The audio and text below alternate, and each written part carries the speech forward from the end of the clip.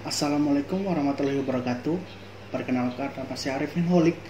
Jadi, saya di sini akan menjelaskan tentang model pembelajaran berbasis pengalaman atau yang biasa disebut dengan experiential learning. Apa experiential learning? Experiential learning adalah proses pembelajaran atau proses perubahan yang menggunakan pengalaman sebagai media belajar atau pembelajaran yang bukan hanya materi yang bersumber dari buku atau pendidik. Pembelajaran berbasis pengalaman ini pertama kali diperkenalkan oleh David Kolb yang mendefinisikan belajar sebagai proses bagaimana pengetahuan diciptakan melalui perubahan bentuk pengalaman.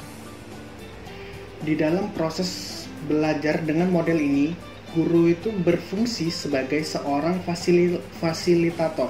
Artinya, guru itu hanya memberikan arah atau guide, tidak memberikan informasi secara langsung sepihak dan menjadi sumber pengetahuan tunggal.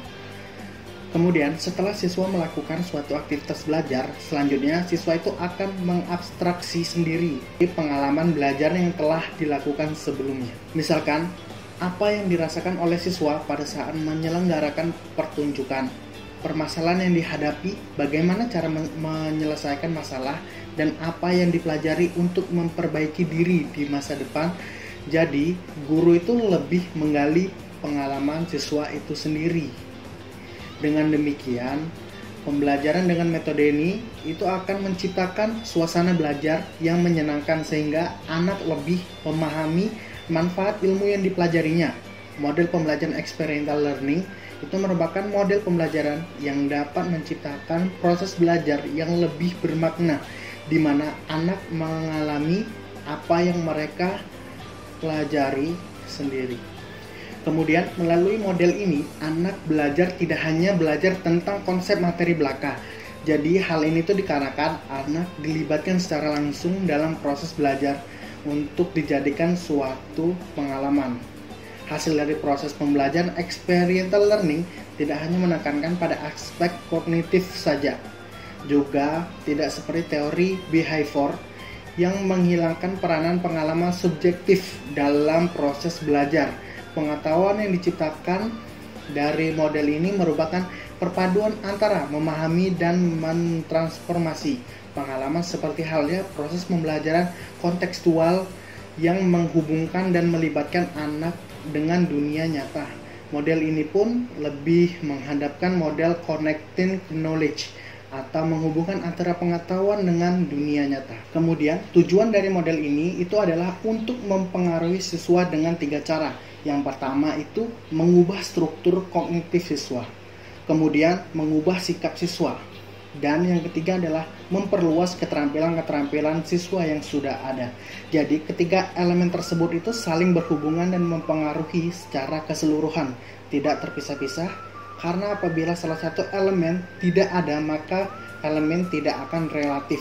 Model experiential learning memberikan kesempatan kepada siswa untuk memutuskan pengalaman apa yang ingin mereka kembangkan dan bagaimana cara mereka membuat konsep dari pengalaman yang mereka alami tersebut.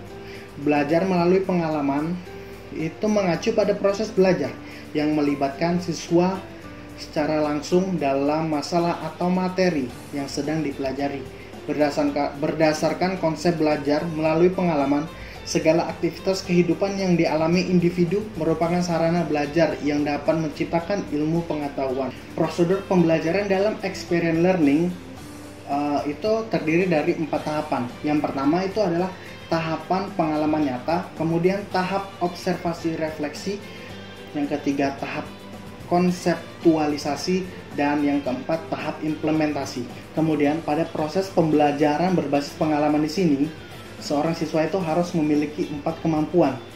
Yang pertama itu adalah concept experience atau feeling, berarti belajar dari pengalaman yang spesifik, peka terhadap situasi.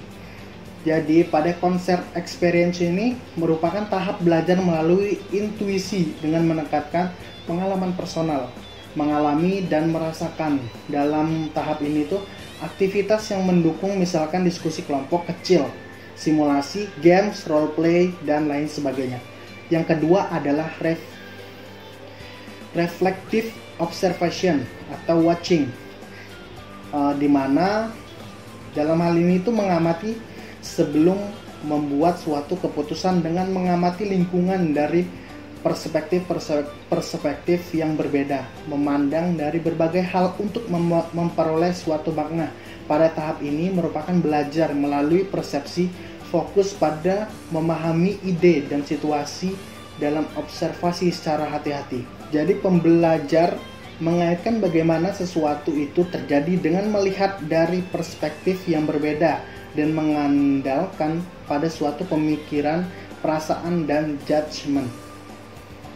Yang berikutnya adalah abstract conceptualization atau thinking, yaitu analisis login dari gagasan-gagasan yang bertindak sesuai pemahaman pada suatu situasi sehingga memunculkan ide-ide atau konsep-konsep baru. Abstract conceptualization merupakan belajar dengan pemikiran yang tepat dan teliti, menggunakan pendekatan sistematik untuk menstruktur dan menyusun kerangka fenomena.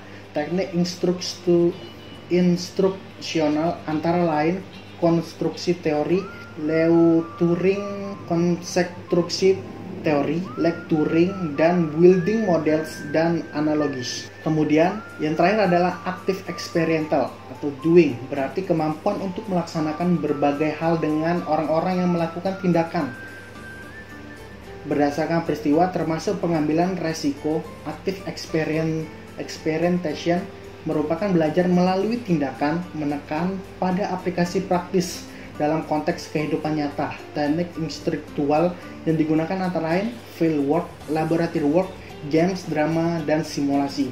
Kemudian langkah-langkah pembelajaran experiential learning ini mempunyai beberapa tahap. Tahap pertama itu tahap persiapan atau kegiatan pendahuluan, di mana guru itu merumuskan secara seksama suatu rencana pengalaman belajar yang bersifat terbuka atau open-minded yang memiliki hasil-hasil tertentu. Kemudian guru memberikan gagasan dan motivasi kepada siswa. Dan tahap yang kedua itu adalah tahap inti, di mana siswa dapat bekerja sama secara individual dan kelompok. Dalam kelompok-kelompok kecil, keseluruhan kelompok di dalam belajar berdasarkan pengalaman. Kemudian, para siswa ditempatkan pada situasi-situasi nyata, maksudnya siswa mampu memecahkan masalah dan bukan dalam situasi pengganti. Siswa aktif berpartisipasi di dalam pengalaman yang tersedia, membuat keputusan sendiri, menerima konsekuen berdasarkan keputusan tersebut yang telah dibuat oleh siswa. Nah, yang terakhir itu adalah tahap akhir atau kegiatan penutup.